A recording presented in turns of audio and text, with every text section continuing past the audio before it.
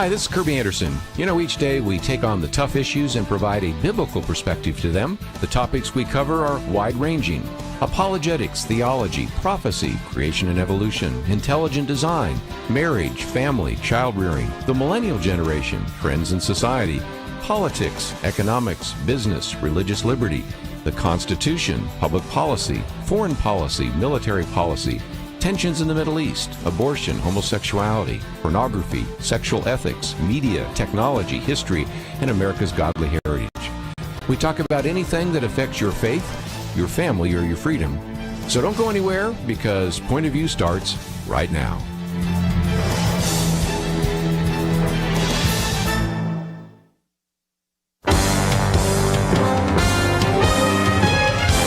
Across America, live. This is Point of View.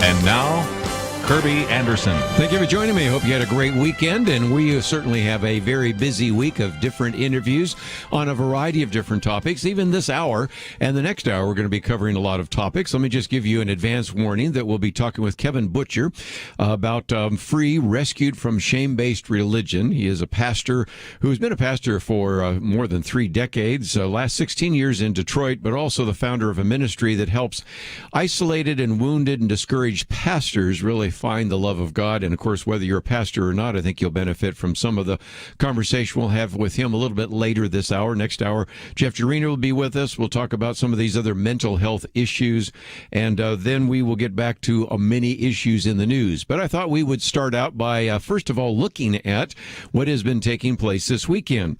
If you had a relaxing weekend, the members of the United States Senate did not. They were hoping that they would get a vote last week on this infrastructure bill. They were hoping that they would get a vote by Saturday. There was some feeble hope that it might happen Sunday, but once you had some of these amendments being proposed and the rest, it is unlikely the vote will even take place today, but probably by tomorrow. Is that fair? That's the best I can come up with on a $1.2 trillion bipartisan infrastructure package. Now, when I say bipartisan, let's not overdo it here. There are a few Republicans that have crossed the aisle to vote for this, and in matter of fact, when it came time to vote for what's called cloture to end debate, that vote was 68 to 29. And so that shows you that since you have 50 Democrats, you had at least 18 Republicans. I don't think there were any Democrats that strayed the other way, but I could be wrong on that. But I don't think so. I didn't see any. And there have been multiple votes all the way through the day, so I'm just giving you one that happens to be here on this article that I have. I've been watching some of the debate, some of the votes, some of the speeches, all the rest. It is, I think, a fair statement that there are a number of members in the Senate that are so frustrated with all of this. And I do want to talk just a minute about how, in some respects, the whole issue of Bitcoin and cryptocurrency is one of the reasons which actually forestalled some of these votes. And I'll explain that in just a minute. But they are in the midst of working their way through, are you ready for this, 22 different amendments. I've seen a couple of them actually being accepted here, in which there are amendments being added. I'll talk about one of those in just a minute, in order to eventually get to the point where you get an up or down vote on this infrastructure package, which as soon as it is passed, then there will be a focus on the other pieces of legislation there as well. It, to its credit, does have spending that really will go to infrastructure. As much as we've liked to point out that some of this is just infrastructure in name only, there is about $110 billion for roads, bridges, and major projects. Okay, you'd figure that was infrastructure. $66 billion for passenger and freight rail. Okay, that's a little more iffy. $65 billion for rebuilding the electronic grid. And if it really was rebuilding it and protecting it, I think we would all be for that, because we pointed out some of the dangers there as well. well. Another $65 billion for expanding broadband. As Penedexter pointed out on Friday, why can't we just provide some incentive for government, non-governmental agencies, various companies to do that rather than make it government? And then some other things for transit systems. But if you add up the money, even if you add in some of the issues of what are called water infrastructure, which again I think is justifiable because some of that is to replace lead pipes, but only a fraction of that, then you could say, okay, we do have some of the 1.2 trillion that would be what we would call infrastructure. The rest of it we would call pork, maybe Green New Deal, a lot of things that have nothing to do. And of course, the big issue is that even the Congressional Budget Office, which always is low on their estimates, still says this is going to add a $256 billion to the deficits for both 2021 all the way to 2031. So once again, we're spending money we don't have, putting it on the backs of our children and grandchildren. But just before we take a break, let me mention that one of the articles I've posted here, we don't talk about this too often, but one of the things that was a roadblock for even thinking about passing this infrastructure bill was the issue of cryptocurrency. And that has to do with the fact that we're talking about Bitcoin, which actually then with some of the amendments is treated differently than the other what are called altcoins. And the goal, of course, of this, why did they want to actually begin to regulate it even more than it is? Because the hope is that you would have ability to raise about $28 million from taxes on crypto transactions, because this whole bill is supposed to have pay-fors, which are a joke, as we've talked about on Friday. Penedexter went into that in some detail, and I'd be glad to go into it as well. The argument is, well, this is going to help pay for it, so it's not going to raise the deficit that much. Even the Congressional Budget Office said, no, come on, give us a break. It's going to raise it significantly. But a lot of it had to do with this issue of the word broker, which said that it would be anybody responsible for or regulating service on digital assets. Well, immediately, some people in the cryptocurrency world said, wait a minute, there are what we call miners. These are people that process these transactions with these very high-speed computers. They're not the kind of people that should be trying to file a 1099 tax form, because they're not in the business of doing all of this. This is a totally decentralized financial system anyway. And so eventually there are some people that began to weigh in. The Twitter CEO, Jack Dorsey, said, look, forcing all these rules right now on people that are developing software and hardware are going to just guarantee that you would drive development and operation of this technology overseas. So then you had some various pieces of legislation amendments. Cynthia Loomis from Wyoming, Ron Wyden, who's a Democrat from Oregon, and Pat Toomey, Republican from Pennsylvania, proposed an amendment that would provide some protections.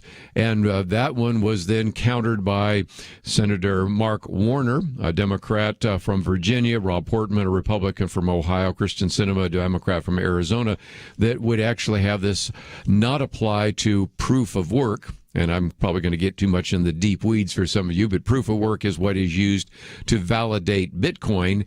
But many of these other coins use what's called proof of stake.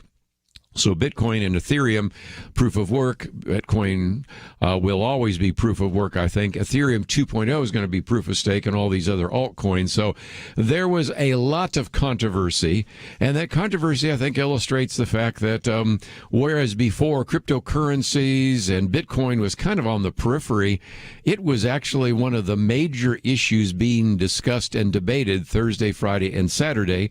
And, of course, you've had multiple amendments in that regard.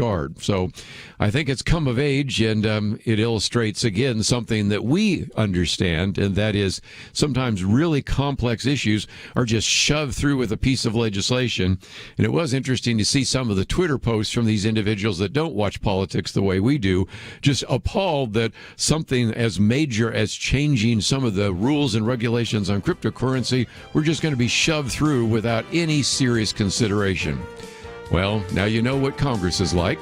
We're going to take a break. Got a lot more to cover right after this.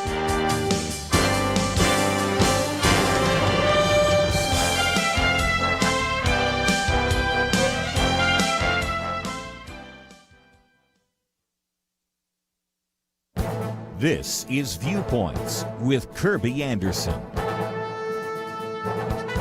Perhaps the most destructive policy during the pandemic was shutting down the schools. There is now significant research documenting what has already been assumed.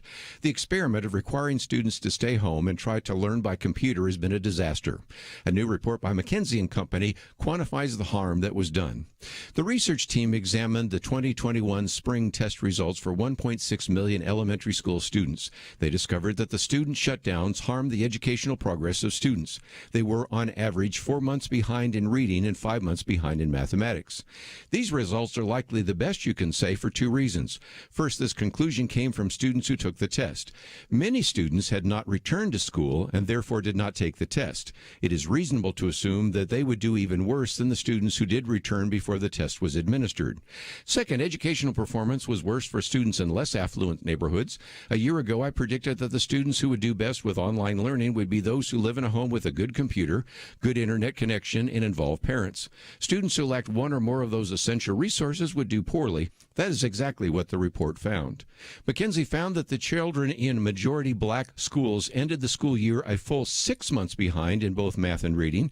Students in schools where the average income was below $25,000 were 7 months behind in math and 6 months behind in reading. If we were to merely pass these students on to the next grade, they lack some of the key building blocks of knowledge. If we force them to repeat a year, studies show that they are less likely to complete high school. The school shutdowns have been a disaster. I'm Kerby Anderson, and that's my point of view.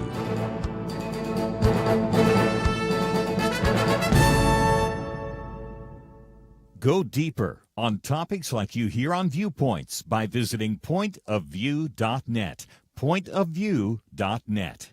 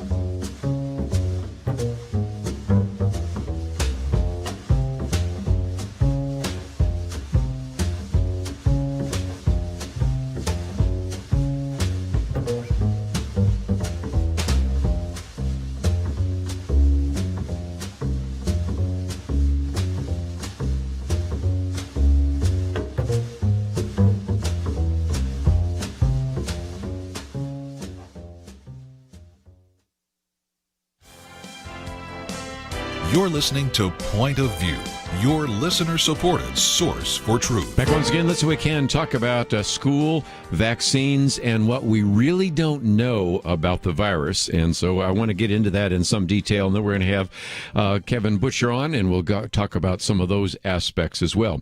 First of all, my Viewpoints commentary today is called School Shutdowns, and it is just a good documentation of what I think we already know. I mean, you can spend a lot of money. Sometimes I say we spend millions of dollars to find out what we intuitively know, or spend millions of dollars what most moms tend to know. And we know that by locking down the schools last year, we hurt educational performance, and those hurt the most were those who were those maybe on the periphery of society anyway. They didn't have two parents in the home, they didn't have a good computer, a variety of other things. But everybody, no matter whether they were in good schools and had good computers and motivated parents, or those who had none of that, did poorly. And it is back to school time. Well, I know some of you in the Northwest and the Northeast listen to this program go, no, it's not. Well, it is. My wife and I were walking this morning, saw a father with the two kids, and we said, I bet you're going back to school on Wednesday. And they said, yep, they're going back to school on Wednesday.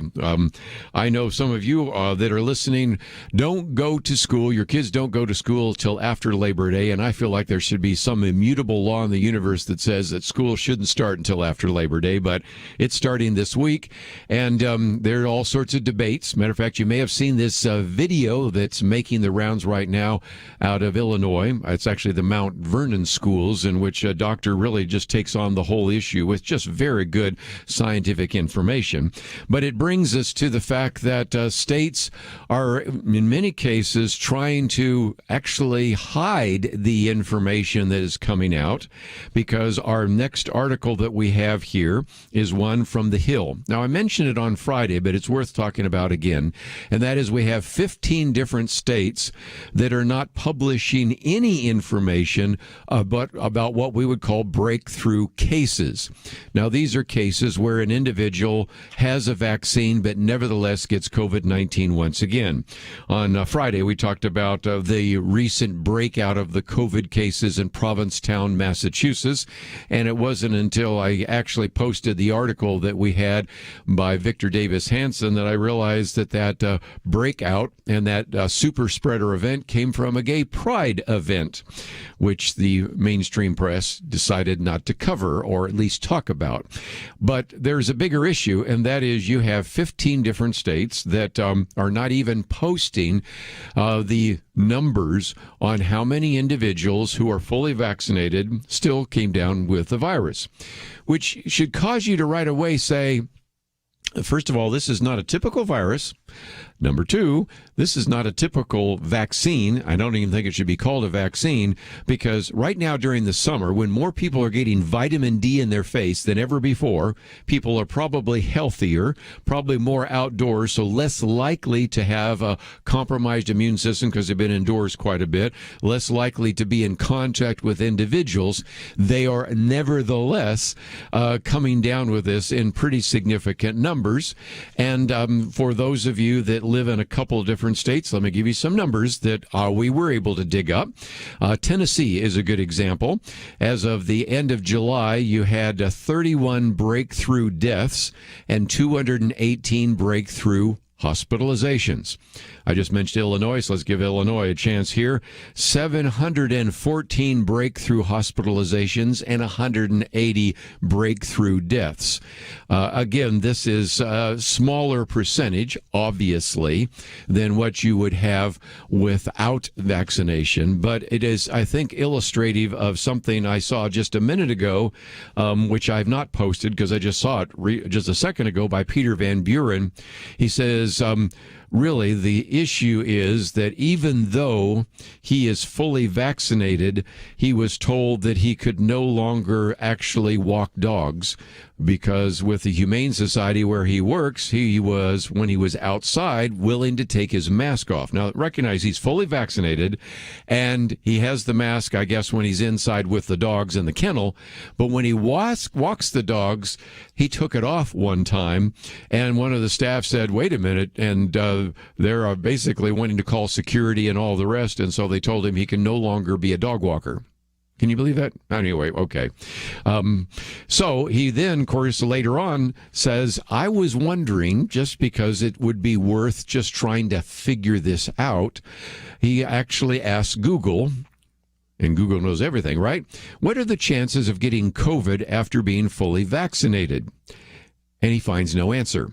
Now, we do have some other places. We can go to our good friends at National Public Radio. They've tried to get some numbers from the CDC, and so they have, a number of situations here of 5,914, this is CDC, who were either hospitalized or died after being fully vaccinated. Now, again, you got to recognize that they would consider 159 million as fully vaccinated. So, again, these are small percentages. But I think it illustrates, again, just the steadfast unwillingness to even give people some accurate numbers, some accurate facts. And so it, I think, brings us to the last piece, which maybe I will post tomorrow. We'll talk about it a little bit more.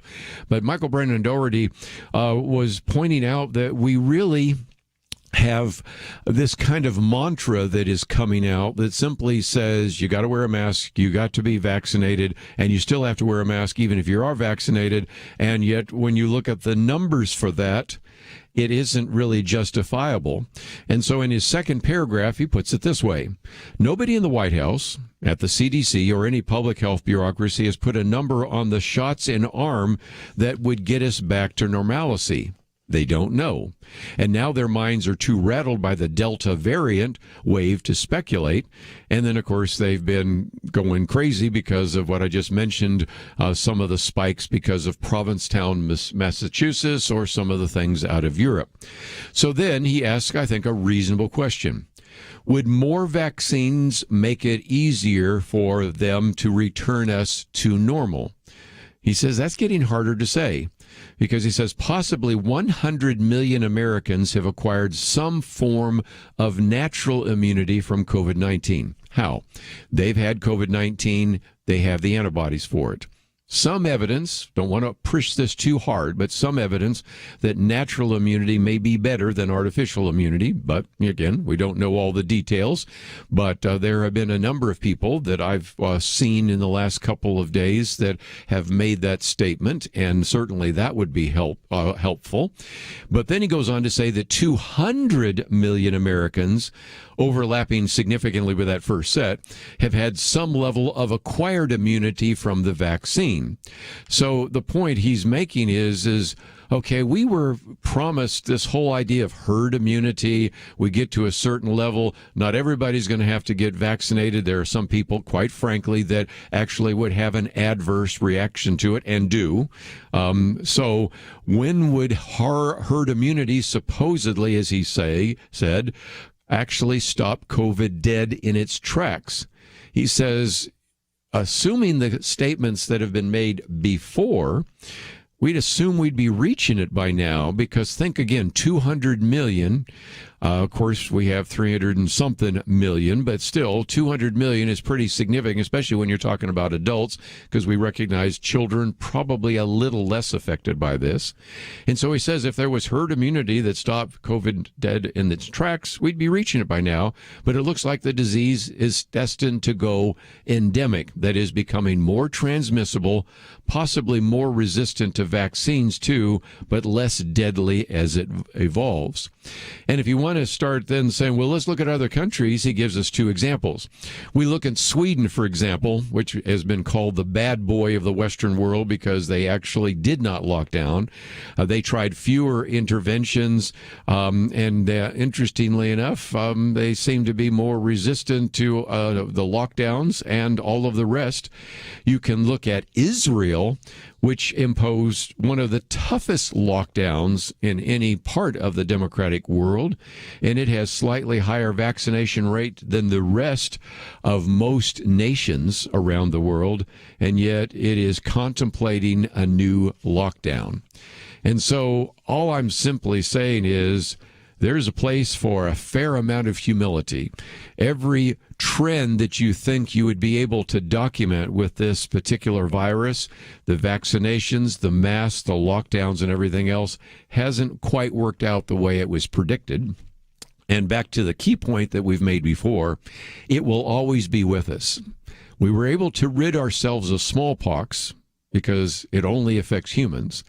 But we're never going to get rid of COVID because it also affects dogs and cats and bats and others. And so it will always be with us, and it is something that we're going to have to live with. And also maybe have a little more humility because we don't know what we thought we know about some of the ways in which this virus is spreading and how it's affecting the general population. Let's take a break, though. We'll get into some other topics right after this.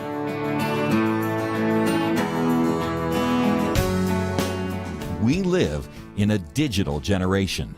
Point of View is reaching this often overly plugged-in generation with truth.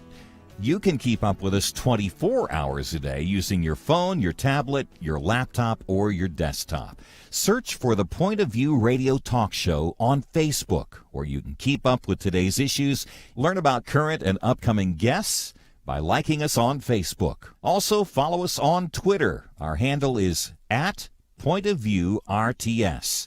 That stands for Point of View Radio Talk Show. Learn, interact, make a difference with Point of View using new media. And here's one way you can make a big difference: Help us increase our reach by spreading the word among your friends. Share a Facebook post.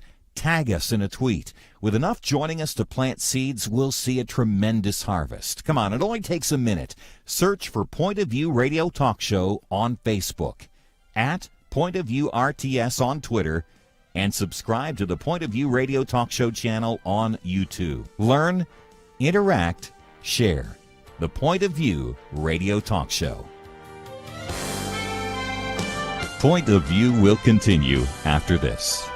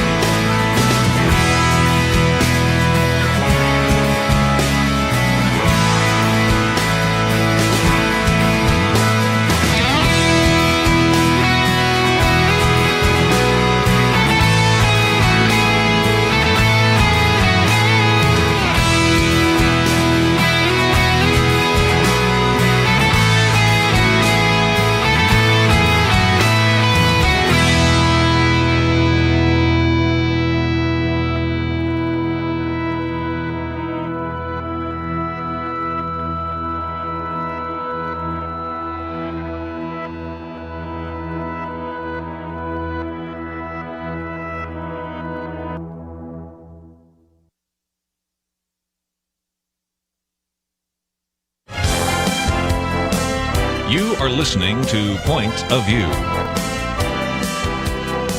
The opinions expressed on Point of View do not necessarily reflect the views of the management or staff of this station. And now, here again, is Kerby Anderson. Back once again this hour, and the next hour we're going to spend some time talking about kind of mental health issues, spiritual issues that I think will be very helpful to you. And a lot of this that we'll be talking about for this half hour is the book Free, Rescued from Shame-Based Religion, Released into the Life-Giving Love of Jesus. This is a book that came out in April. It is published by Nav Press, and it is written by Kevin Butcher, who is the lead pastor, has been lead pastor, I should say, for 35 years, 17 of those in urban Detroit. Now is the founder and executive director of Rooted Ministries. As I mentioned just a few minutes ago, this is designed to help come alongside isolated, wounded, and discouraged pastors and their families. But even if you're not a pastor or a Sunday school teacher, you can certainly benefit from some of the things we're going to be sharing. He is a graduate of Taylor University and Dallas Theological Seminary. So, Kevin, thank you for joining us today here on Point of View. Delighted to be with you, man. Let me, if I can, real quickly, maybe have you share your story, because even though I say that you are a graduate of Dallas Seminary, one of the things you talk about early in the book is where you decided to drop out of Dallas Theological Seminary, struggling with some issues of identity, worthiness, struggling with the whole issue of anger, and you really wondered if you should even be a pastor. And so in some respects, as you talk about these issues and want to help other pastors, you're a fellow traveler because you've been there before, haven't you? Brother, I mean, one of the things I say when I go speak, which is, as you might imagine, quite often, whether it's a group of pastors or just a group of my brothers and sisters, I start out most talks by saying, I feel you, and I am you. I feel you because I am you. All the struggles and hurts and wounds that human beings are going through, I'm going through. I have maybe done a bit more healing than some. And yes, you're right. One of those moments when I was confronted with my need for healing, but I didn't know to call it healing at that point. I thought it was just get with the program, Kev, or if you can't, then you can't be a pastor, was when I went to seminary and just felt all of this, I don't know, I guess I would call it quasi-holiness. I'm not judging any individual human being. I'm not anyone's judge, but there was just something about the way people were trying to be or being that I didn't feel like I truly didn't feel like I measured up. And so I dropped out and thought, well, hey, I was fortunate enough to play football in college. I was an All-American, and I can go coach football. I can teach. I can love people that way. And so, yeah, I dropped out, and 3 years later, I kind of felt that nudge, and my wife and I went back. But, yeah, that's a huge piece of my story. Well, it is, and let me just mention your other book, things like this whole idea of choose and choose again, the brave act of returning to God's love. Of course, you refer to that in this book. By the way, this book is published by Nav Press, and it is about 200 pages, some great material, quoting from a number of people over the years that we have had on this program, Dr. Kurt Thompson, Mary DeMuth, and a variety of others, of course, N.T. Wright. 11 chapters, great material, and I think it's going to be helpful for our listeners. But let's come back to that. Get with the program. I mean, in some respects, that to me in your book is kind of a turning point where you're having somebody say, well, okay, if you're struggling with anger, have you memorized the verses on anger? You go, are you kidding me? I mean, I'm looking at these. I mean, the whole idea is, if you just read the Bible a little bit more, just pray a little bit more, it's all going to take care. And it's an attempt to try to say that if you're having a problem that surfaces in the spiritual realm, it's only spiritual, and yet sometimes it's really coming from the emotional, even sometimes the physical realm. Is that fair?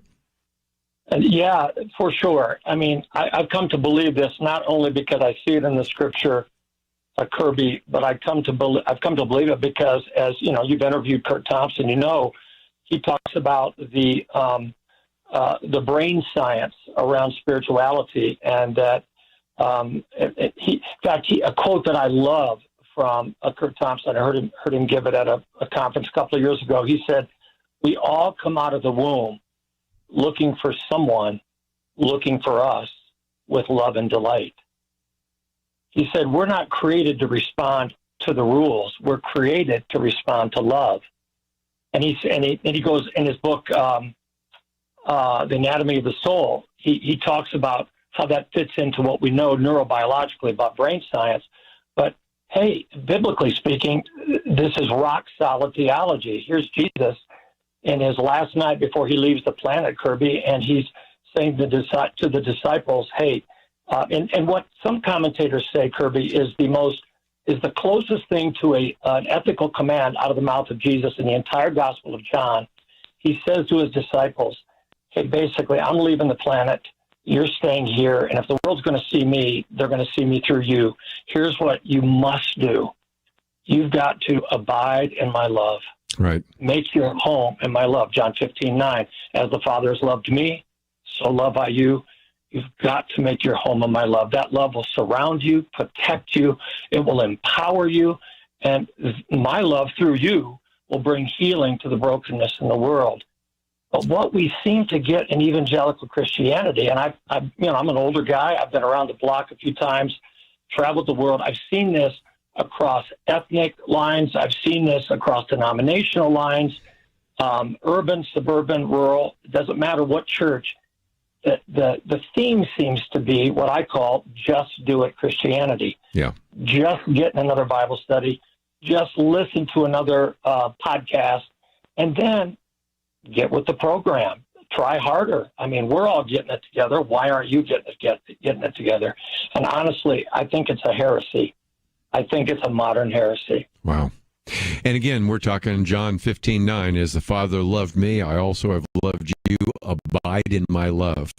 Help us out with that, because I know people that have said, okay, abide, okay, just as abide in the vine and the branches. And that makes some sense agriculturally, but what does that abiding mean? And most importantly, how can I feel God's love? Because I certainly don't feel it right now. Such a great question, Kerby. And I think, first of all, we've got to own that we don't feel that love. When I do some teaching on this subject, I talk about the difference between, as Kurt Thompson does so profoundly in his book about shame, I talk about how shame is the antithesis of love. And if we don't know the love of God experientially, not just knowing John 3:16, for God so loved the world, but in our very experience, then the opposite of that love, which is what we'll be experiencing, is shame. That feeling that we've never been enough, we never will be enough, we never could be enough. That feeling, as Sandra Wilson describes in her book, Release from Shame, she talks about how everyone else in the world, yes, we're all sinners, but all the normal sinners are on one side of the bridge. Shame is that feeling that we're on the other side and everybody's staring at us and they see how basically unworthy of breathing, unworthy of human existence we are.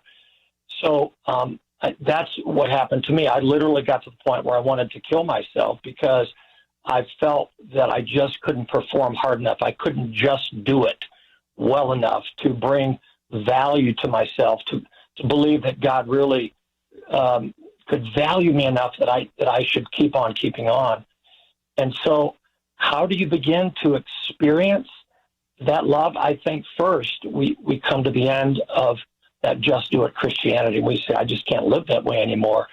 And then we fall on the chest of God. You know, here's Jesus' mission statement that he quotes that the Isaiah prophet, the prophet Isaiah in the Nazareth synagogue in Luke chapter 4. He says, I've come to heal the brokenhearted and set the captives free, to give beauty for ashes. There's a whole series of exchanges there, Kerby. And so for me, when I drove off that freeway and almost killed myself, and God saved my life, I came home. Wow. I fell on my face, and I began to pour out this shame and pain onto God. And I said, God, I'm so empty. I don't know what's going on. I seem to have everything. Married my best friend, 3 beautiful little girls, plaques on my wall, academically, athletically, I'm a successful pastor. What's wrong? And I was so full. What I determined as God began to speak to me was that I was so full of shame, and I didn't know experientially the love of God.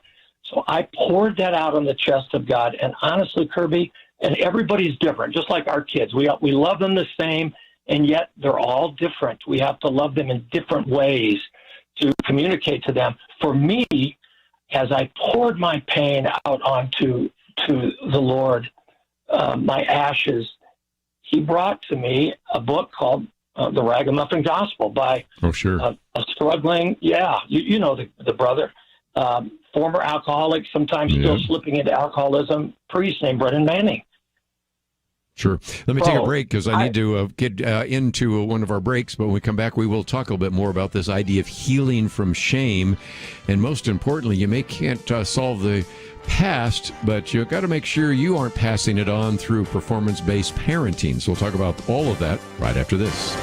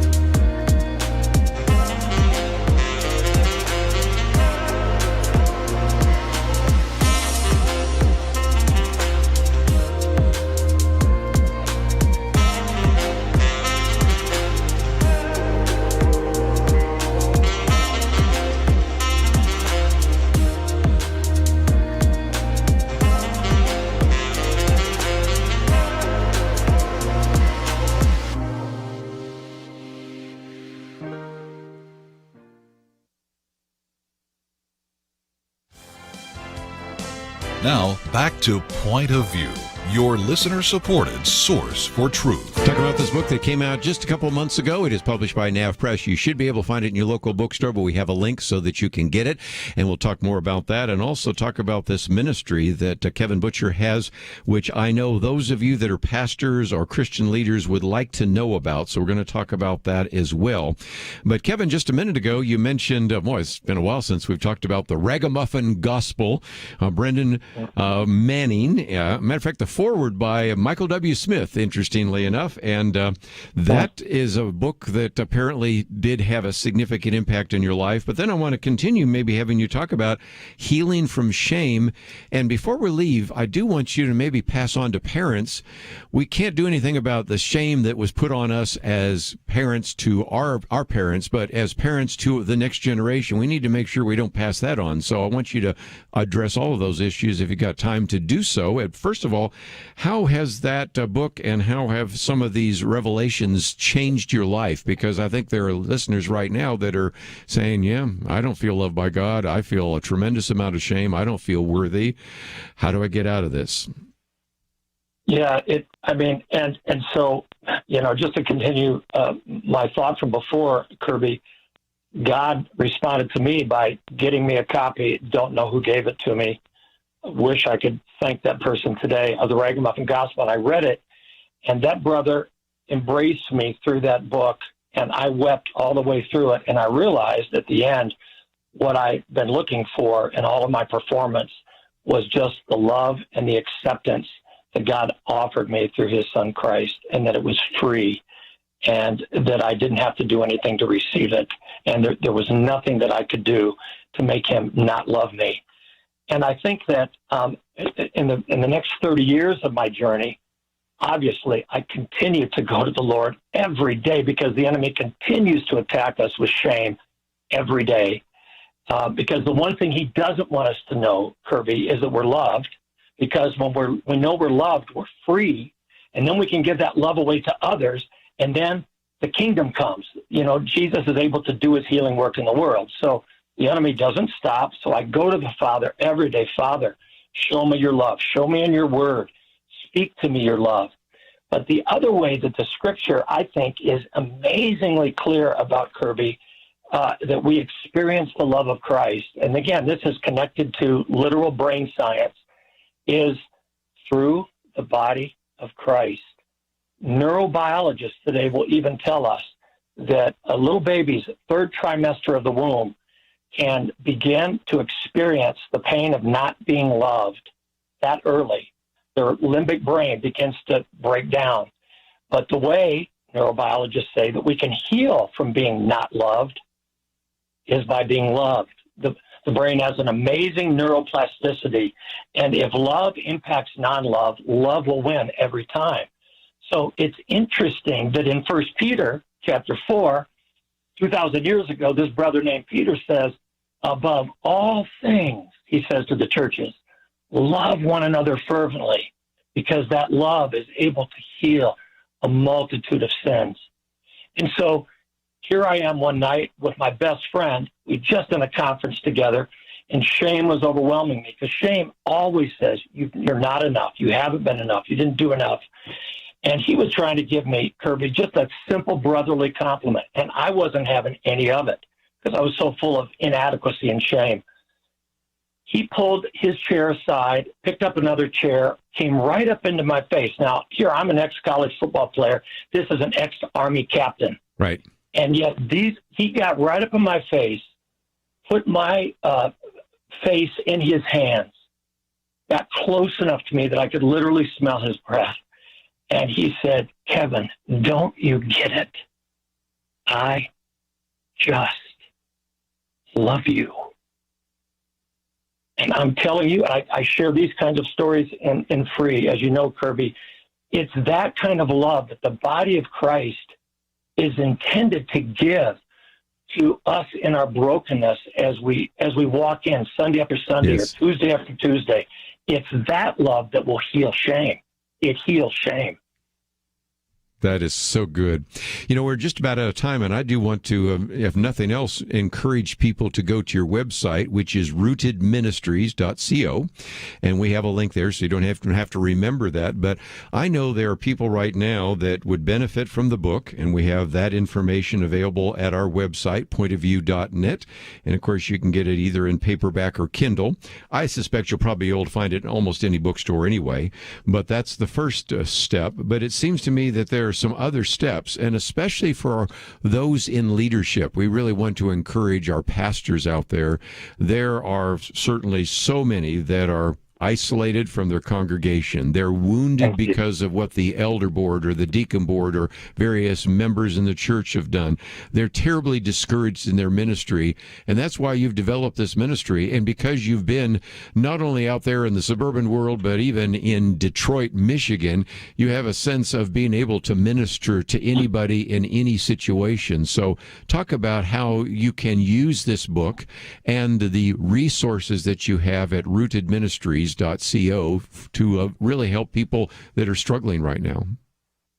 Well, I mean, as any website does, we have, articles to read. We have podcasts and other resources that the folks, pastors and non-pastors, and their families can access. But one of the things, given what I just shared with you about what Peter says in 1 Peter 4, Kerby, one of the things that we hold in high value is personal connection. Just got an email from a young sister who reached out for part-time mentoring. I don't know anything about her story, but there's some wound there, and she needs more than a podcast. She needs more than a website. She needs someone to live into 1 Peter chapter 4. That's the way I've healed primarily. I mean, God can heal us individually, but he uses the community, as we've been talking about. And so one of the things that Rooted tries to do, I'm not the only staff person, we try to be boots on the ground present as much as we can to the wounds and the real stories that people have to share. One of the things about pastors, Kerby, you know this, they don't have any place to tell their real truth. So true. If anybody is forced to live into or expected to live into just do it Christianity, it's pastors. But they're human beings. They're wounded sons and daughters of God, just like the rest of us.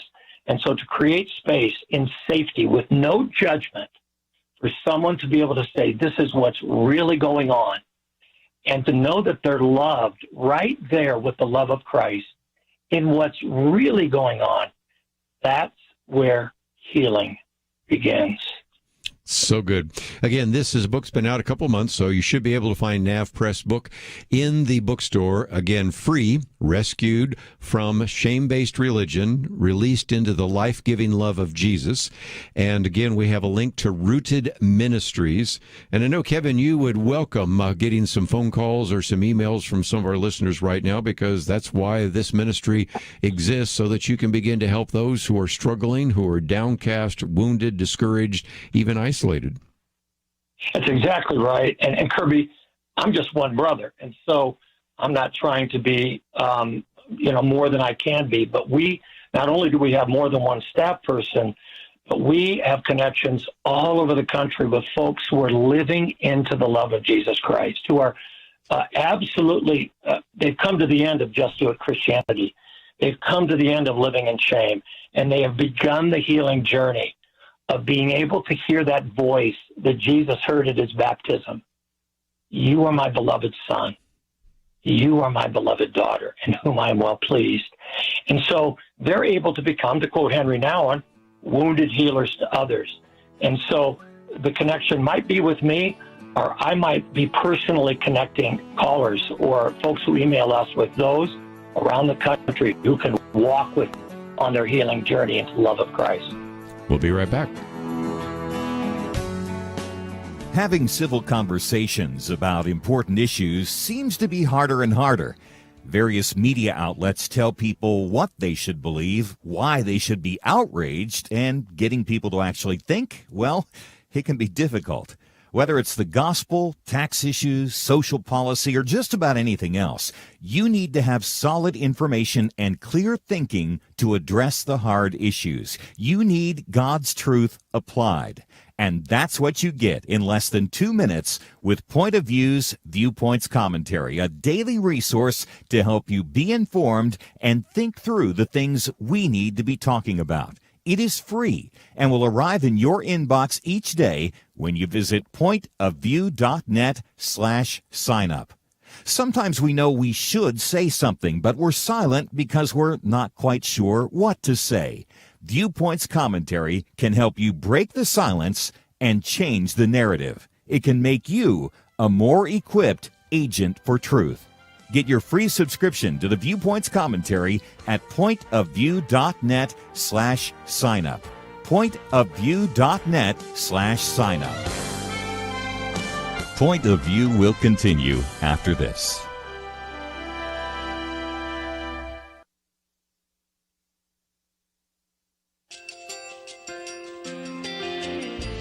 I just want to thank you so much for all the wonderful programming you have. You're just absolutely fantastic. I recently started listening to Point of View, and I really found it interesting because of the different subjects you cover. Thank you for that. I really appreciate everything that you do in keeping us informed. Thank you, Kerby, for everything that you have been doing. I appreciate all the work that you're doing, advocating for the Word of God. Thank you so much. Point of view, I think, is absolutely necessary because it's a Christian perspective, a biblical worldview perspective, and receive very current, up-to-date information about what is really going on, week to week in our culture, which is changing so rapidly, and yet it's morally sliding backwards. Yeah, I'm just, first of all, I thank you guys. Y'all's program is wonderful, and enjoy it every day. I learn so much every time I listen to it. Point of View Radio Talk Show.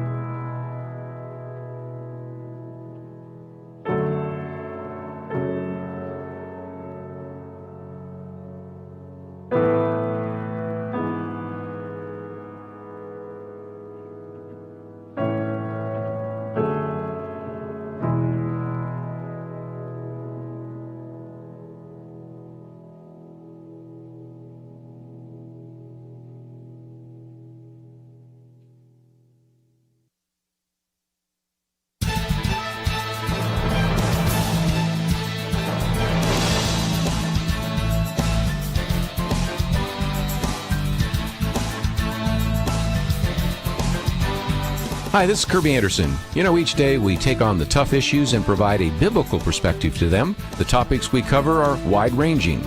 Apologetics, theology, prophecy, creation and evolution, intelligent design, marriage, family, child-rearing, the millennial generation, friends and society, politics, economics, business, religious liberty, the Constitution, public policy, foreign policy, military policy, tensions in the Middle East, abortion, homosexuality, pornography, sexual ethics, media, technology, history, and America's godly heritage.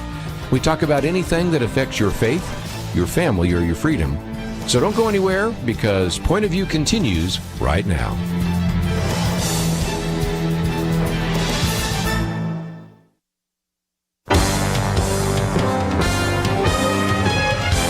Across America, live. This is Point of View.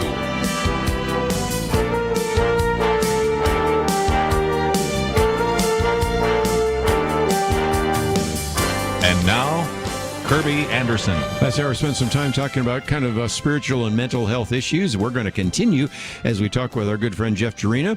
He is the founder and host of Men Unplugged. He's an author, speaker, broadcaster, and evangelist. And you might remember some of the conversation we've had with him before, Faith Without Fear. This time, though, we're going to talk about something else, and that is this whole idea of cutting through the noise. We have information about that on the website. These are some programs that are really going to be, I think, helpful to you, and he's going to make some of that available to you as well. So, Jeff, thank you for joining us once again here on Point of View. Kerby, thanks for having me back. It's a blessing and honor to be back on the program. Well, again, when we talk about Men Unplugged, first of all, I want to just mention that for a minute, because you, of course, have a talk show. You have kind of a podcast. You take the time to really address a lot of different issues. So in some respects, what we're going to be talking about this half hour is kind of a natural outgrowth of some of the conversation and the writing and communicating you've already done in the past, isn't it? Yes, sir. Absolutely. And so, again, it gets us into really, I guess the title of it is Cut Through the Noise, Remove the Distractions, Reignite Your Soul, Recharge Your Life. So help us out with that, because we all live in a lot of chaos. First of all, we had a fair amount of distractions and chaos and confusion and busyness even before the pandemic and the lockdown. That didn't make it easier. You thought, well, maybe my life will be simpler because I'll be at home. Of course, for some of us, we were working every single day. But there is probably even a greater need for cutting through the noise and finding steps to joy, peace, and freedom than ever before, don't you think? Absolutely, Kerby. Yeah, no doubt. Last year was crazy, wasn't it? Nobody could have thought about that. We all kept thinking 2020 was a year with the best vision, but it didn't work out that way, because we know God has a different plan, and his plan is better. But in the book, Cut Through the Noise, 4 Steps to Joy, Peace, and Freedom, really, I had to kind of deal with this on my own back in 2018 when I launched the show Men Unplugged.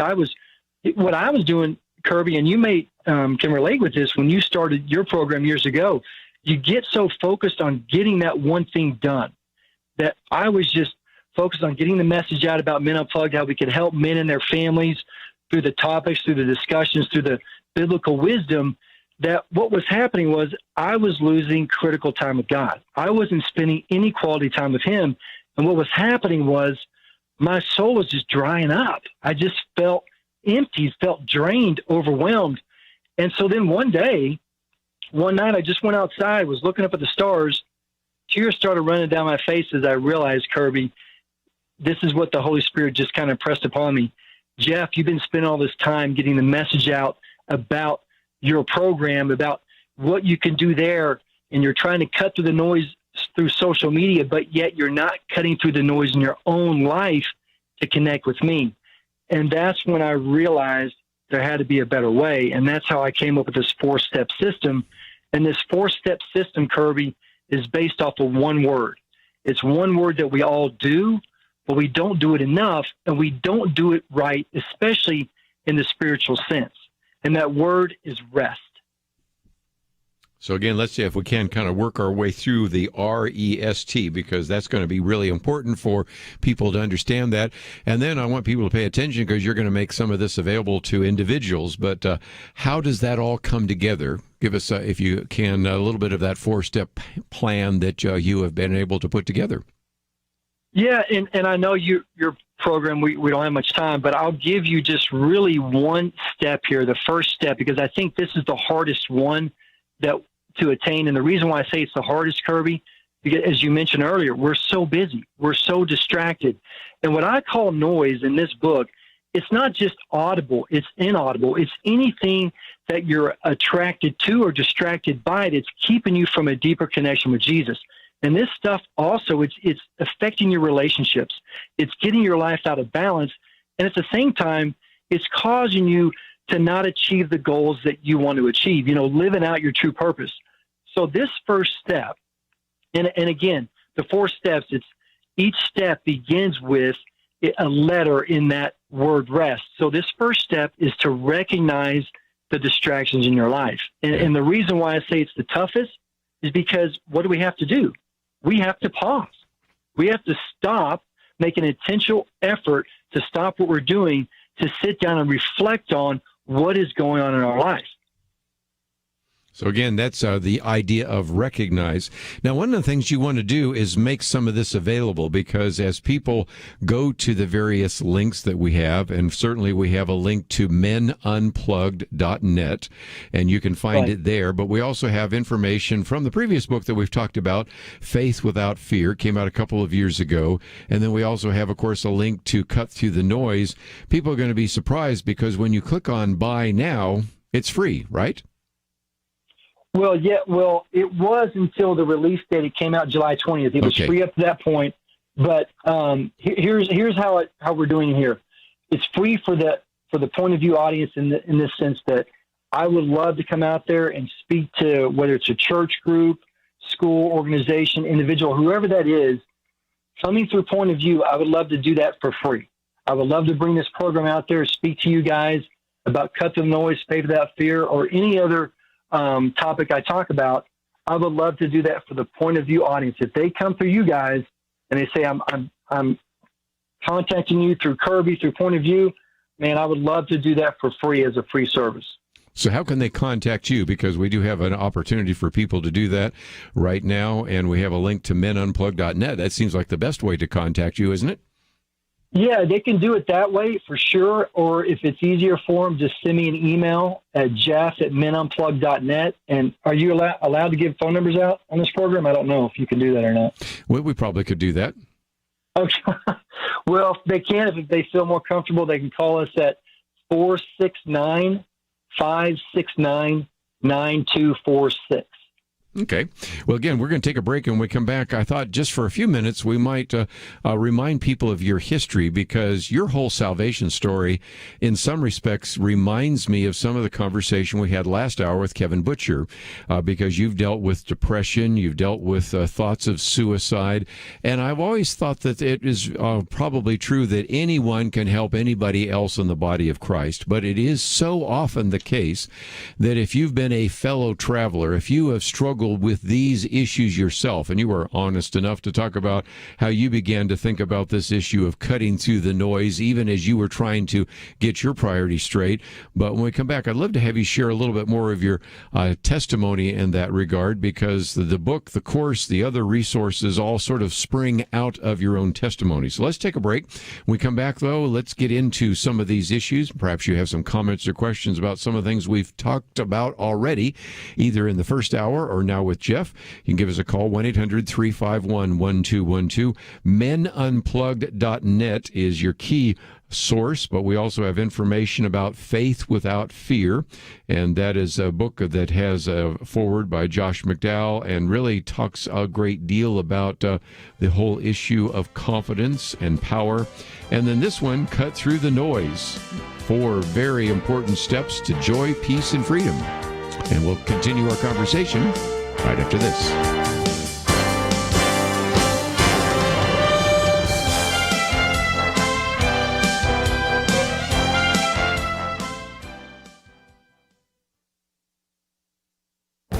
This is Viewpoints with Kerby Anderson. Perhaps the most destructive policy during the pandemic was shutting down the schools. There is now significant research documenting what has already been assumed. The experiment of requiring students to stay home and try to learn by computer has been a disaster.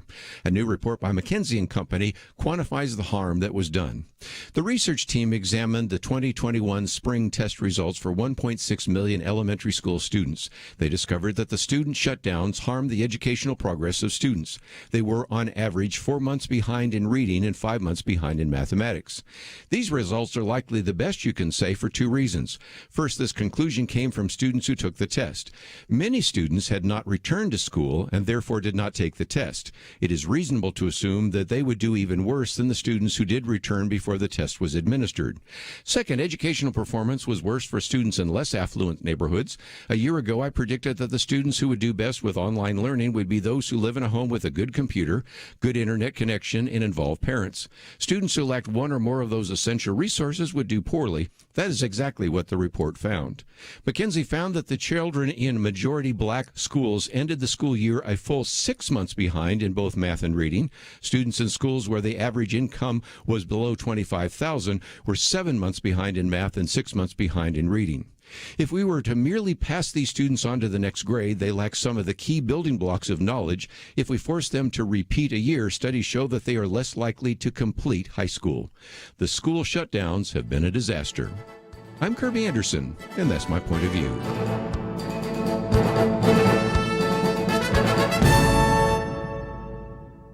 Go deeper on topics like you hear on Viewpoints by visiting pointofview.net. pointofview.net.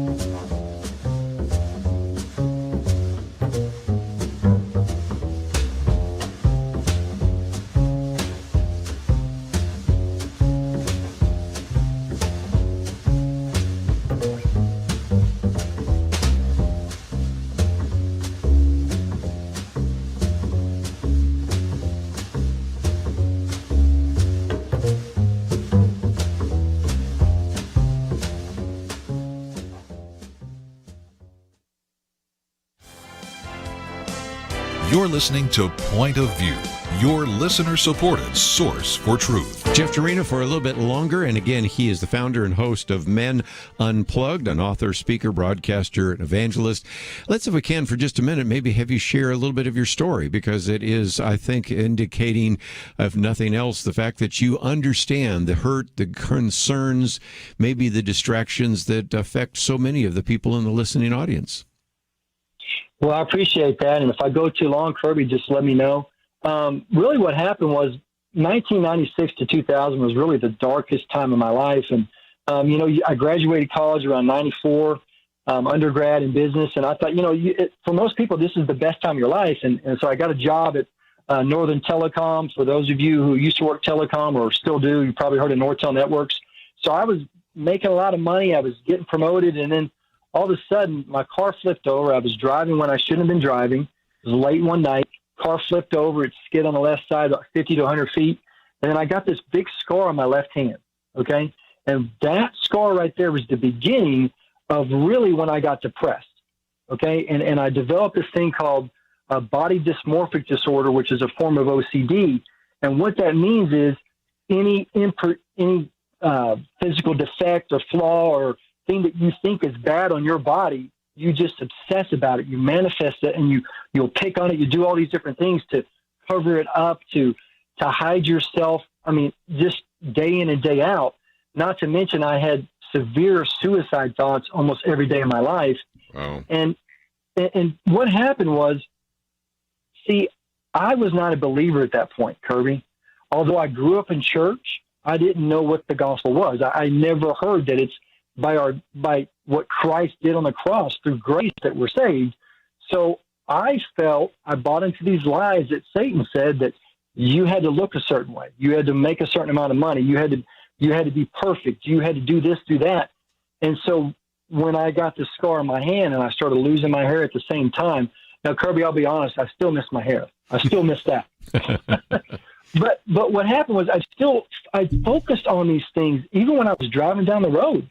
I just didn't care what happened to me. And it got so bad, I'd put a bandage on my left hand. I'd wear long sleeve shirts in the Texas heat in the summer for 4 years, put a cap on my head. And I'm an extreme extrovert. I don't know if you know that or not, Kerby, but I'm extreme extrovert. And that made me an introvert because I bought into the lie that Satan said, you're not good enough. You're not lovable. You're not worthy. And then somebody shared the gospel with me. It was 2001. Completely changed my life. And one of the verses that, to me, if anybody ever struggles with this body dysmorphic disorder, what I realized was secular counseling, psychiatric treatment, all these different things, none of that worked for me. I was on antidepressant medications, OCD medications. None of that worked because, and I'm not a physician. I'm not a psychiatrist or counselor. So I'm not saying to not take medication. But what I'm saying is, for me, what I realized, it was not a mind problem. Okay. It was a spirit problem. I was not right until my spirit was right with the Lord. And once that was right, then all of a sudden I could see myself as forgiven, as unconditionally loved, as unblemished as we all are in the eyes of Christ. And for me, that's when I made the 180-degree turn. And that's just since then, I look at myself now and I'm like, I don't even see the scar. It's just amazing to me. Amazing. One of the things that I know you do teach on is how to embrace your brokenness, because there is, of course, a myth that, well, we're not broken, but I think the first acknowledgement is we are broken. And instead of saying, well, I now have to fix myself so that I'm no longer broken, you actually encourage people to embrace their brokenness. Tell us about that. Absolutely. And it's probably easier for me because I'm so messed up already, Kerby. So if I say embrace your brokenness, I'm like, hey, I'm embracing myself. But really, the main point here about embracing your brokenness is that God, let me give you an analogy. There's a Japanese art form known as kintsugi. I don't know if I'm saying that right, but it's called kintsugi. And what they do is they take these broken pieces of pots, okay? Stuff that's not even worth much at all, maybe $1 at the most, maybe $2. They take all these broken pieces and then they put it back together with gold. And then after it's finished, it's now priceless. Okay. And so what I'm saying by embracing your brokenness in the same way of this Japanese art form of kintsugi, what happens with Jesus Christ when we come to the saving knowledge of Jesus Christ, what he did for us, past, present, and future, and how we have this grace, we have this unconditional love. What happens is now through that, we are now put back together through this eternal gold of salvation, grace, love, and forgiveness. And now we're infinitely worthy. So again, just some great information. One last time, just before we let you go, I wanted to talk about this idea of cut through the noise, 4 steps to joy, peace, and freedom, because if somebody would like to have you maybe pass some of this material on, or if they'd like to know more about the resources that are now on our website, it does seem to me that what you're really helping people do is break through kind of their daily distractions. And of course, those cell phones are probably the primary motivation, but not exclusively, to unplug from some of the things that are actually a weight or a burden or a distraction. And then in the midst of that, try to hear God's voice in the midst of chaos and confusion and challenges and things of that nature, and also to focus on relationships. And it does seem to me that what you have been able to do in your own life is something you now are looking to pass on to other individuals, either individually, or I know you're encouraging churches or Christian organizations to contact you and make that available to some of them as well. Absolutely. I mean, man, you said it best. Can I use that as a quote on the book? That is great as an endorsement. I want to use that. Sure. So here, I would love to do that. I'm going to put that down. You're endorsing it. And just so you know, you're in good company because Kevin Sorbo is endorsing it too. But really, here's the thing. Most of us are stressed out in some way, overwhelmed, we're worn out, we're emptied or something by the distractions of life, as you said.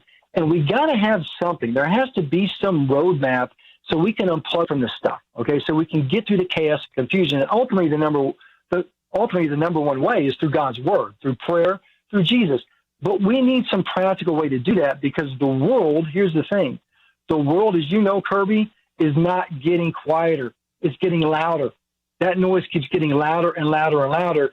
And it just stands to reason, if that's the case, we have to have something that we can recenter our lives, where we can recenter our soul back to Jesus so we can get balanced, so we can reclaim, renew our lives. And that's what this training does, is it helps you get your life back to where Jesus is at the center. And because of that, now you're focused. You now have an eternal focus. And with that, everything falls into place. So if you're interested in getting the book, training, Kerby did mention, you can visit menunplugged.net. You can go to menunplugged.net/noise, or just send me an email at jeff@menunplugged.net, and I'd be happy to talk with you about the training, whether it's individual or group, give you discounts on books, or just that free training, as I said, as a seminar, keynote, whatever that is. Sounds good.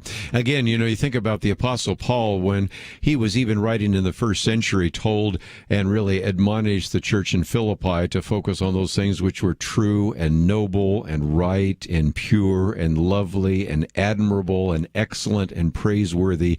And if that was true in the first century, it's certainly true in the 21st century, because he was also warning the church in Colossae not to be taken captive by false philosophy. So there's just so much more weighing in on our lives and on our minds. And so I think this whole idea of giving people an opportunity to begin to think about how to cut through the noise is a great ministry. And I just had a chance to hear about this, and looking forward to some of the material coming out. And Jeff, as always, thank you for joining us today here on Point of View. Kerby, thank you so much. I appreciate it. We're going to take a break, and when we come back, a couple more things that we might want to cover before the program is ending.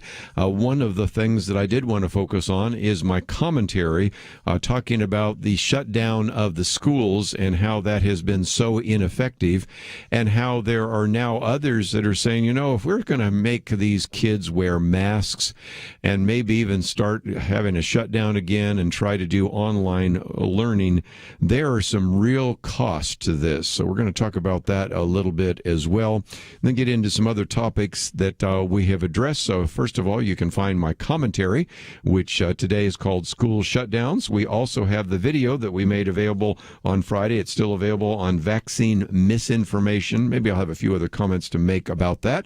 Matter of fact, I wanted to read, just before we end today, a very good post by Mike Rowe. You might remember him from Dirty Jobs. He was being encouraged by people to go out and promote vaccines, and I thought he had some very good insight into a couple of points, so we'll talk about that, and we'll finish off the half an hour. But we need to take a break, and we will come back right after these messages.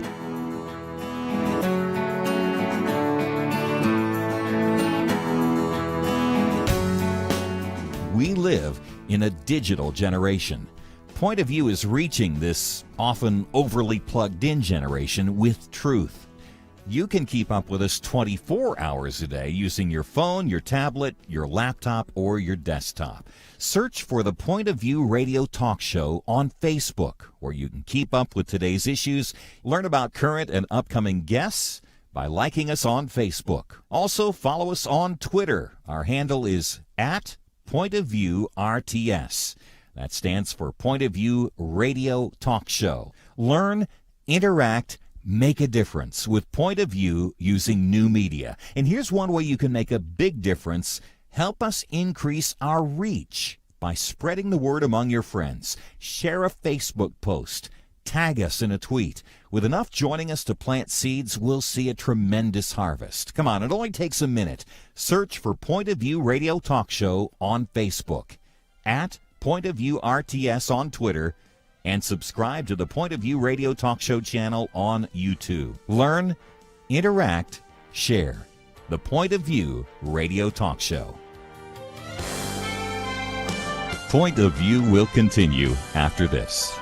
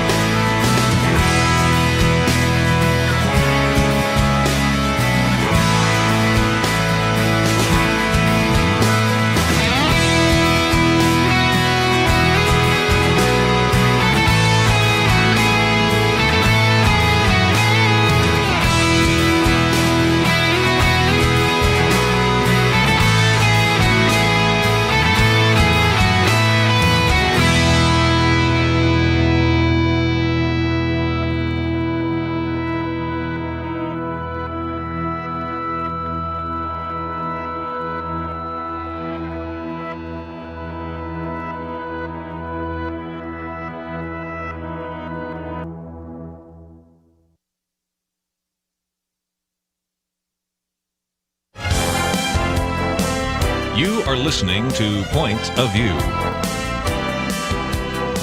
The opinions expressed on Point of View do not necessarily reflect the views of the management or staff of this station. And now, here again is Kerby Anderson. Final half hour, if you'd like to join the conversation, that number is 1-800-351-1212. Just as a program note, let me just mention tomorrow we'll have Ken Ham with us. He's talking about a divided nation, and we are. And, of course, we've had him on talking about all sorts of issues ranging from creation to apologetics. This one, I think, fits very well within some of the other things he's been writing about, so I think you'll appreciate that. And a couple other issues that we will be covering in the news. But let me, just before we go any further, mention that we're just about ready to start school, at least in some places in the country. And so my commentary today is on school shutdowns. And I thought I would just give you a little bit of a summary of it in case you'd like to read it or pass on to others for a couple of reasons. First of all, we have already known that the shutting down of the schools was not a good idea. We didn't know how bad it was, but I think we have the evidence now because of a report that came from McKinsey.Company. They did a very detailed analysis of the spring test results for about 1.6 million elementary school students. Now, that's not all of the students, and that's important to remember when I come back to that in just a minute, but they certainly were able to discover what we all pretty much suspected, and that is these student shutdowns harmed the educational progress of the students. They were, those that were tested, on average 4 months behind in reading and 5 months behind in mathematics. Now, this is not in the commentary, but it's worth mentioning. You talk to any teacher, they will tell you that they already drop further behind during the summer because if they're out from July, August, September, or June, July, August, they oftentimes are not in school. They aren't necessarily reading, and so there's kind of almost a need to catch up anyway. Now, the results of being behind, 4 months behind in reading, 5 months behind in mathematics, that's the best. For a couple of reasons. Reason number one is that these are just the students that took the test. There are a lot of students that did not take the test. Why? Because the students weren't in school, and so they weren't tested in the spring. And you've got to assume, with any kind of reasonable assessment, that those students probably did worse than those who actually took the test.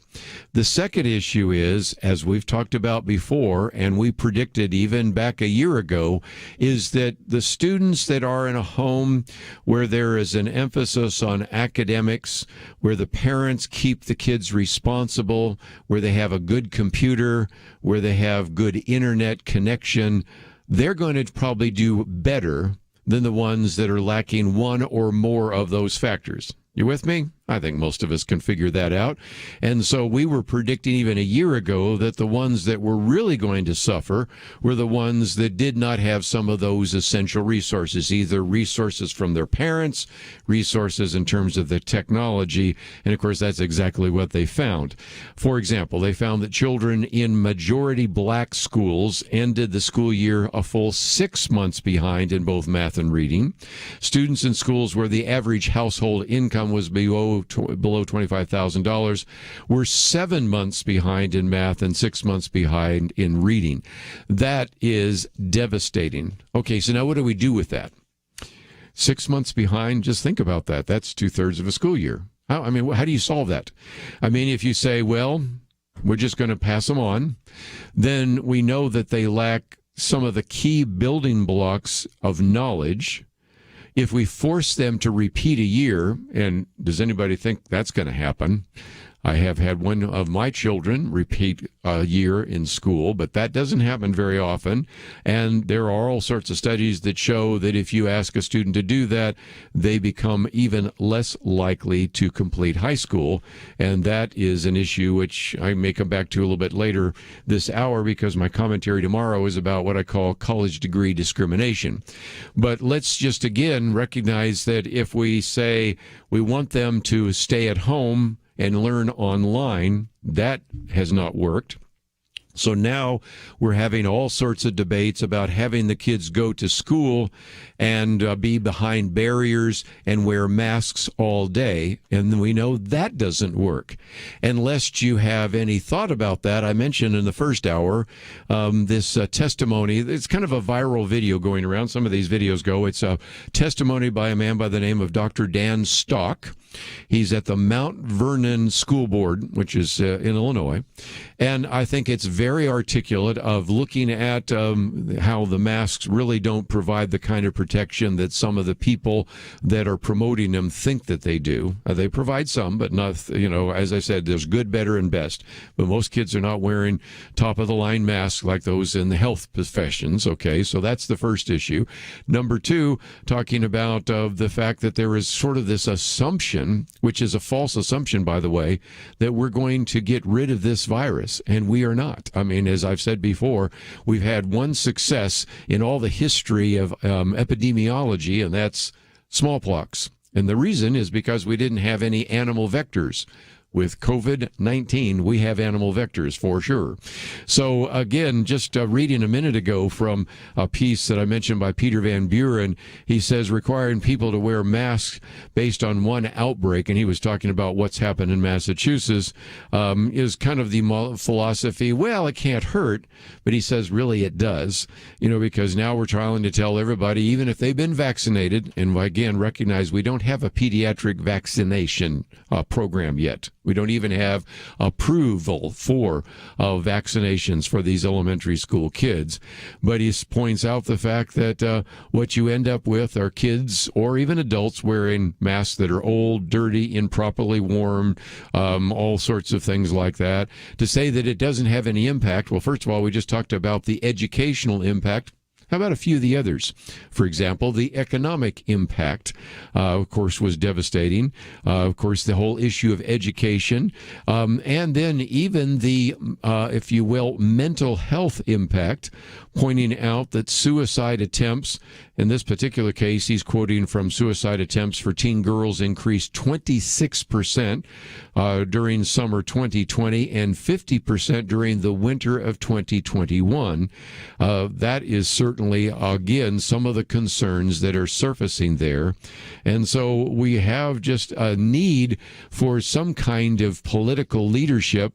And in this piece here, he reminds us that that's not the case. If anything, we've had sometimes almost irrational fears that have been motivated, causing so much that even President Joe Biden has said, when you started going over the top with some of the reporting that took place from Provincetown, Massachusetts, you were in many cases doing great harm. So even the current president is now wondering if that is the case. And of course, you've had for some time the number of individuals that have wondered whether or not to be vaccinated. This particular article reminds us of a vice president that refused to actually say she was going to get the vice presidential candidate who refused to say that she would take the vaccine because it was, after all, the Trump vaccine. And that kind of concern was spread not only, interestingly enough, by the candidate for the vice presidency, but sometimes by the candidate for the presidency. And then even a statement later by President Biden declaring on CNN that there were no vaccinations given until he took office, when we saw a video of him getting vaccinated on December 21st.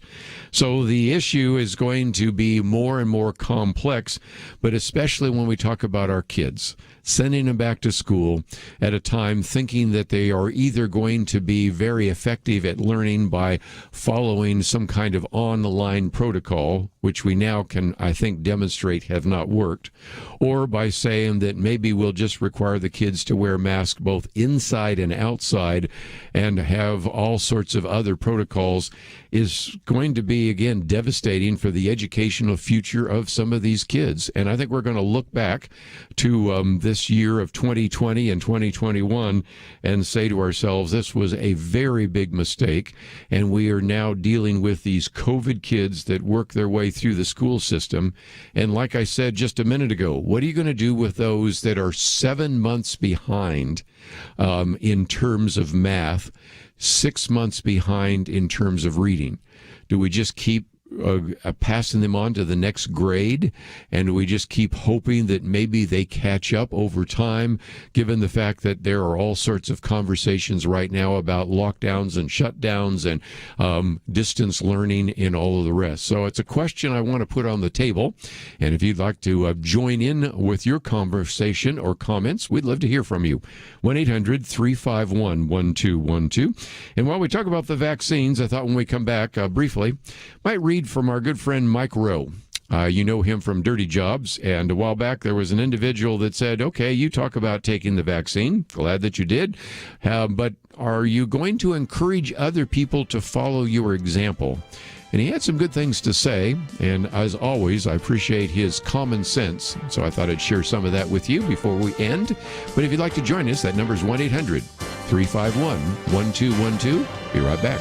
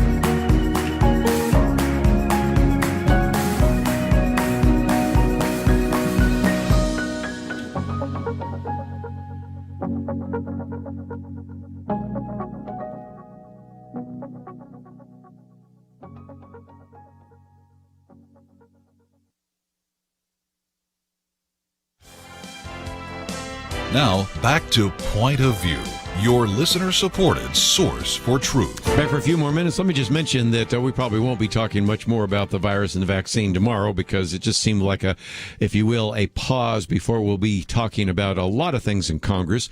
By tomorrow, we may have a vote on the infrastructure bill. We're going to have some very important issues in Congress being addressed. Then Congress is going to take a hiatus, which will allow us to get into some other situations. So I thought it might be good, since we were talking about vaccines, I was going to use this sometime this week week, and seems good enough to use it right now. Mike Rowe, you remember him from Dirty Jobs as well as a number of other programs. A lot of common sense. But nevertheless, he received, I think this was on Facebook, or maybe, I guess it was a Twitter. He said, I read several months ago you got a vaccine. Have you encouraged some of these people that no doubt in your audience are unvaccinated to follow your example? If not, what are you waiting for? He says, the sooner we're all vaccinated, the sooner we'll all get back to normal. And his name is Steve. So Mike says, hi, Steve. The answer is no. I have not publicly encouraged anyone to get vaccinated. In fact, I have recently declined to participate in several PSAs designed to persuade people to get the jab.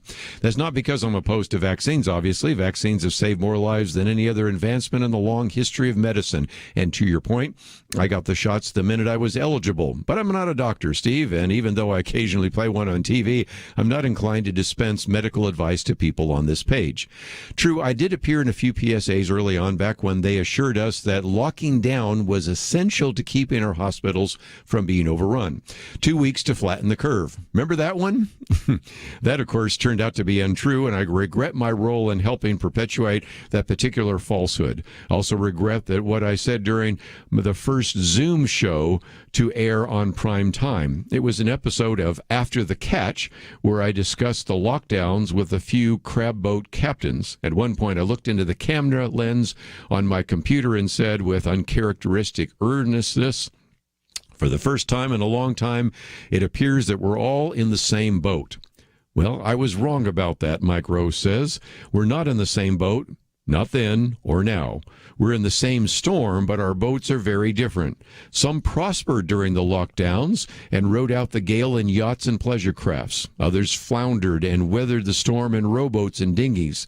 Some had no boat at all and hung on for dear life to whatever flotsam and jetsam they could find. Point is, I said some things I regret back then and spoke too broadly to too many. Thus, the only thing I say now regarding the vaccine is that there is a risk in everything we do, and there's a risk in everything we don't do. Thus, there's a risk in getting vaccinated, and there's a risk in not getting vaccinated. Obviously, I made my decision, but again, I'm not a doctor. Thus, I'm not equipped to answer questions like, but Mike, if the vaccine is so safe, why has the FDA not approved it? But Mike, if the vaccine is so effective, why is the government now treating us all as if we're unvaccinated? He says, these are fair and reasonable questions, and I have no logical reply. Here in California, if you're inside, you must now wear a mask, vaccinated or not. What kind of message does that send? Yes, we have a new variant, and from what I've read, it's highly contagious but less virulent, especially if you're vaccinated. According to the CDC, just 1 in 27,000 vaccinated people have contracted it. That means if you're vaccinated, you're more likely to get struck by lightning than contract COVID. And yet people are once again calling for more lockdowns, more restrictions, more compliance from those who already got their shots. The fact is, millions of reasonable Americans have every right to feel confused and skeptical.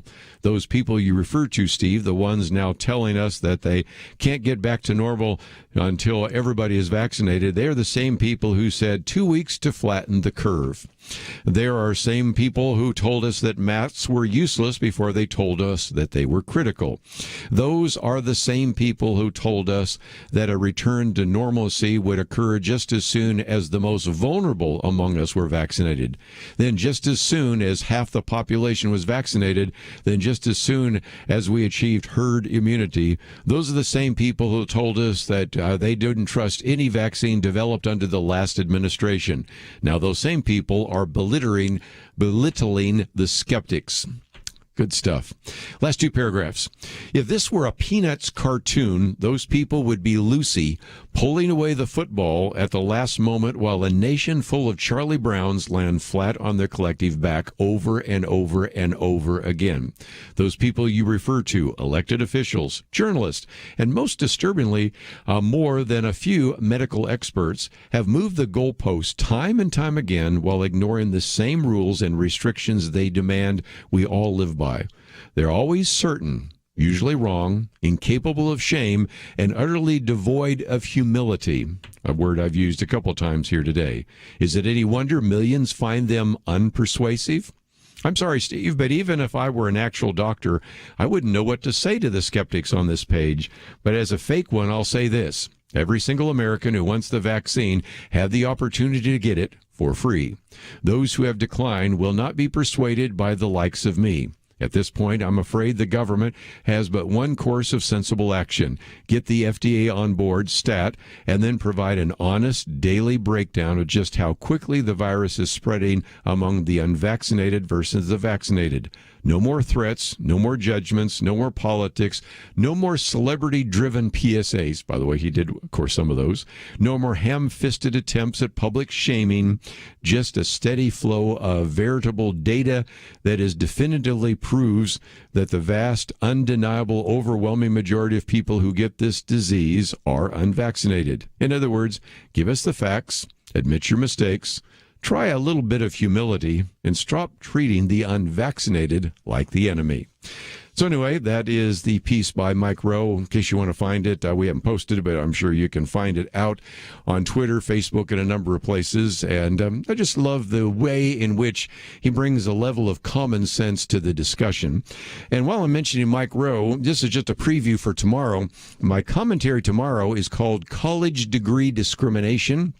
This is not written by Mike Rowe. It's written by Byron August, who actually is a very well-educated African-American. But he wrote this op-ed in the Washington Post pointing out that one of the biggest concerns that we have is that so many times when job applications are listed, they actually require a bachelor's degree. And that's a way in which we discriminate against 2/3 of Americans who don't have a bachelor's degree.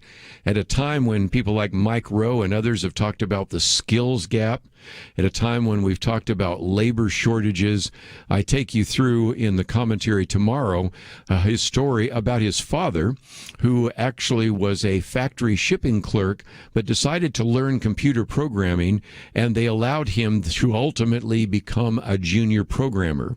And he points out that his father, obviously African American, as a black man, faced discrimination in 1971 for being black, but a lack of a college degree did not stand in his way back then because the company saw potential and allowed him to succeed. And he says, I think it's unlikely that my father would, if he were out today, would have the same opportunity. So while we certainly do not allow you, at least on paper, to discriminate against people on the basis of race, ethnicity, gender, age, or disability, we just routinely discriminate against about 2/3 of Americans who do not have a bachelor's degree. And that's my commentary for tomorrow. And you can read that when it comes out. But Mike Rowe's been talking about that for some time. And if you really are concerned about the skills gap and the need for us to put talented people in roles where a college degree should not be seen as essential, then I think you'll agree with my commentary that's coming out tomorrow. But we've got enough we've covered today. We will cover a whole lot more tomorrow. Of course, Ken Ham will be with us. I know you'll enjoy that conversation. We've got a couple other guests that we will cover, and a number of topics we'll cover, and we'll see what the United States Senate does with our infrastructure bill. $1.2 trillion. 270,000 pages. It's just amazing to me. Andrew, thank you for your help. Steve, thank you as well. We're going to have a day where we'll take a break, and we'll see you back here tomorrow right here on Point of View. Having civil conversations about important issues seems to be harder and harder. Various media outlets tell people what they should believe, why they should be outraged, and getting people to actually think, well, it can be difficult. Whether it's the gospel, tax issues, social policy, or just about anything else, you need to have solid information and clear thinking to address the hard issues. You need God's truth applied. And that's what you get in less than 2 minutes with Point of View's Viewpoints Commentary, a daily resource to help you be informed and think through the things we need to be talking about. It is free and will arrive in your inbox each day when you visit pointofview.net/signup. Sometimes we know we should say something, but we're silent because we're not quite sure what to say. Viewpoints Commentary can help you break the silence and change the narrative. It can make you a more equipped agent for truth. Get your free subscription to the Viewpoints Commentary at pointofview.net/signup. pointofview.net/signup. Point of View is produced by Point of View Ministries.